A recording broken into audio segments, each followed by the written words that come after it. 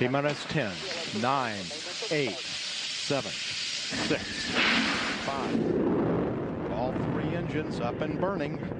2, 1, 0, and liftoff. Coach on Fire Radio. I am the tiger, dancing through the fire. 'Cause I am the champion, and you're gonna hear me roar. You're listening to the Confidence Alchemist Radio Show with your host, the Confidence Alchemist himself, Keith Blakemore Noble. To find out more, visit theconfidencealchemist.com, but not before you've listened to this episode of the Confidence Alchemist Radio Show. Hello everyone, hello, welcome back once again to another episode of the Confidence Alchemist Radio Show with your host, me, Keith Blakemore Noble, otherwise known as the Confidence Alchemist, helping you transform your deepest fears into your greatest strengths. And this week, this episode, we're going to be talking about networking and confidence. Now, we know that networking can be a great way to meet many, many more people and to really grow your influence, be that in a business sense or even be that in a social sense. However, for many people, it can also be quite a scary thing. How do you actually go about networking? How do you do it? Now, imagine what it's like trying to do that, but having also moved to a completely different country where the only people you know are your immediate family. How on earth do you go about building up a network of friends or business contacts in a situation like that? Well, I'm delighted today to be joined by a man who has done exactly that. His name is Mark Nagels. Oh, gosh. Was doing so well up until that point. His name is Michael Nagels. Sorry about that, Michael. And we were talking just a moment before we went on air that I'd accidentally misspelt his name in some of the publicity material to start with. Fix that. Here I go now, completely giving him the wrong name. It's going to be one of those. Misspelling it is one thing. Changing it is something different entirely. So. Oh dear, oh dear, oh dear. Anyway, his name is Michael Nagels, and he's going to be talking about how to build up your confidence and your visibility through business networking. Now, we're going to be focusing on business networking, but as you know, these things work across all contexts of your life. So whether you apply this to business networking or to social networking or wherever, you're going to get a lot out of this. So just to let you know a little bit about Michael, he's the network leader for Networking, which describes itself as the UK's only joined-up business network. Now, being a network leader, that's a very posh-sounding title. Most people assume it means he just eats breakfast for a living.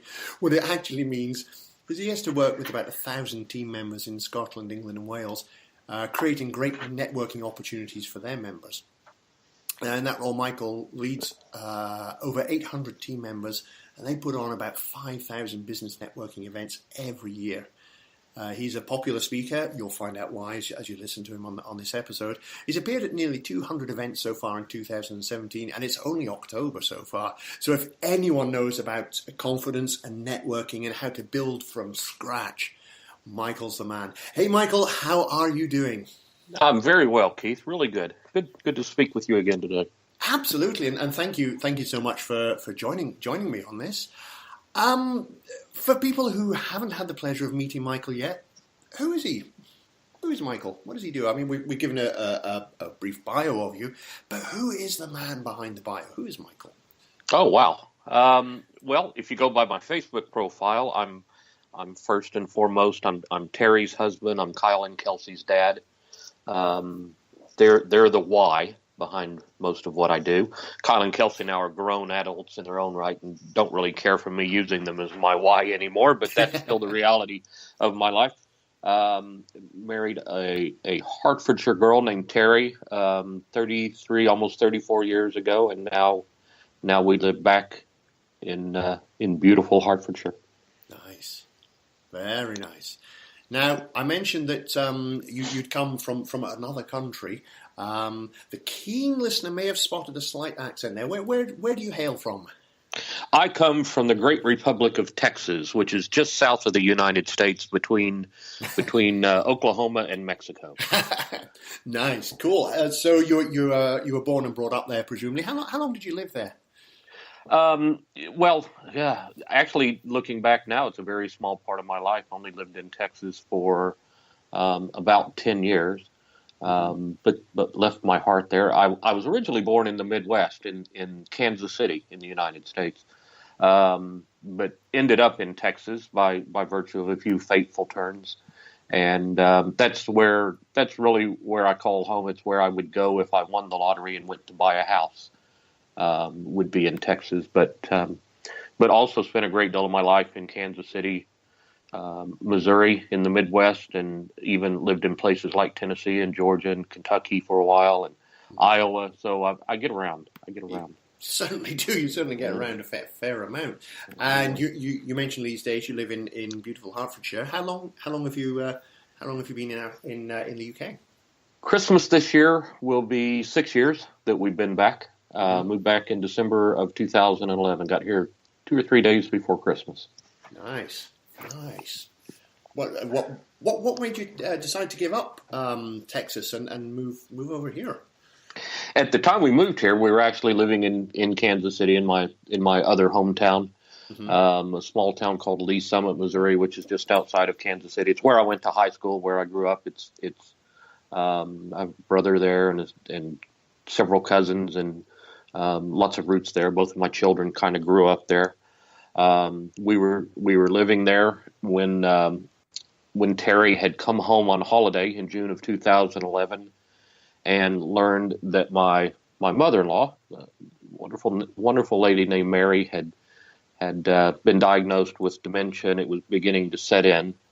And Terry came home from holiday, or actually called me while she was on holiday, and broke the seal on the subject of maybe moving over here and spending some time in the UK.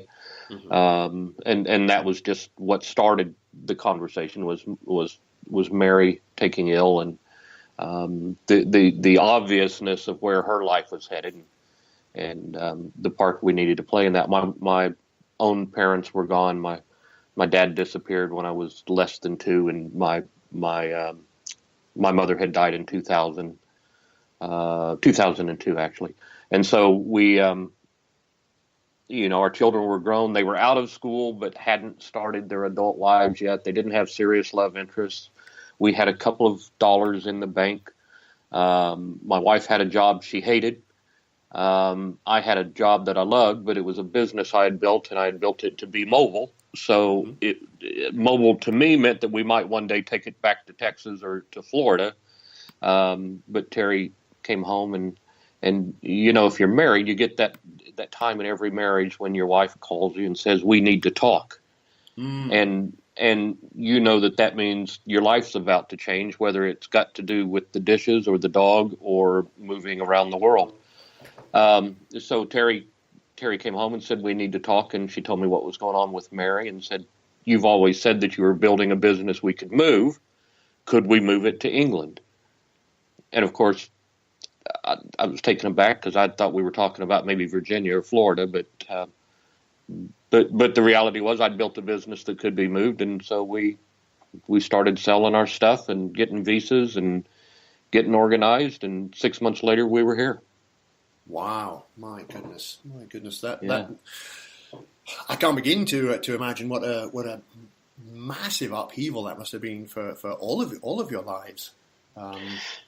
Yeah, it was unexpected. We did it really quick. We had always talked about doing it from the time we were dating and first married and had no children. We the plan was that someday we would live in England, but life kept taking us other places. Terry and I first met in Germany when I was serving in southern Germany with the American Army, and she was working for a company over there, and we met one day at a party, and from there and dating and married and moved off to America. We lived in Germany together for 7 years, but moved off to America eventually. Lived all over America, and to suddenly be back in essentially her hometown in Hertfordshire was something we'd always planned for, but yet it was totally unexpected. It's very strange how life takes that path. Yeah, it is. It is funny how life turns out. I've heard. I think the best way I've heard it described is life is what happens while you're busy making plans. Yeah, it's exactly right. There's always there's a new child on the horizon, and then there's a promotion, and then there's a new job you want to take, and then the children are at a certain age where you can't tear them up and take them away from their friends. And then suddenly one day you get up and there's no reason not to. Yeah. And it took us 27 years to get to the point where we had no reason not to move here. Wow. So you pitched up in the UK, knowing nobody apart from a few immediate members of family. Where'd you go from there? How do you start? I mean, how do you start making new contacts? Yeah, I mean, it again, life is what happens while you're busy making other plans. We got to the UK, went to our in-laws who, my mother and father-in-law were living in Essex at the time, and my sister-in-law lived there. We went to my sister-in-law's, and that was Christmas. And of course, all we were about at that point was just getting through Christmas and spending time with family and seeing Mary, who, as I said, had been diagnosed with dementia, but still had some presence of mind at that time. And so we just went through the Christmas holidays and did our thing. And my father-in-law at the time still owned a house in Hertfordshire that he had kind of closed up and was living. The house was still here and all the furniture was in it, but nobody was living in it. So it was quite easy for us just to move into his house in Hertfordshire. So on Boxing Day in 2011, after spending 3 or 4 days with family, we came up to Hertfordshire where the house was sitting and ready for us. My brother-in-law had gotten everything sorted out, and Boxing Day evening we went to bed in a house that I hadn't, where I had known.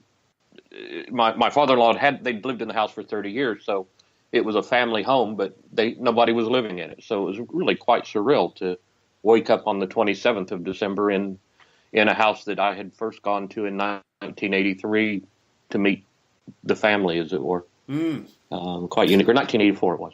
But you get there and you just kind of settle in. And I'd been to Cotticott dozens of times. I knew the area. We'd never lived here, but we'd been here on a holiday and family things and Christmas and all of that. And so it's just a beautiful small little village in Hertfordshire, and it's got 3 pubs and a church. And for a boy from the country in the United States, it was fascinating. It overwhelmed me for the first few weeks. I'd leave the house and walk up the street and think, well, I can't believe I'm walking up the street in this little village in Hertfordshire, having three weeks ago been sitting in the middle of the United States. Yeah. And so I did what all good, hearty Americans do. I found the pub, and I settled into a comfortable life for about 6 months, where all I did was, was explore the countryside, get out and drive around, and met some family. I had some nieces that I had lost touch with because they'd been growing up while we were in the States.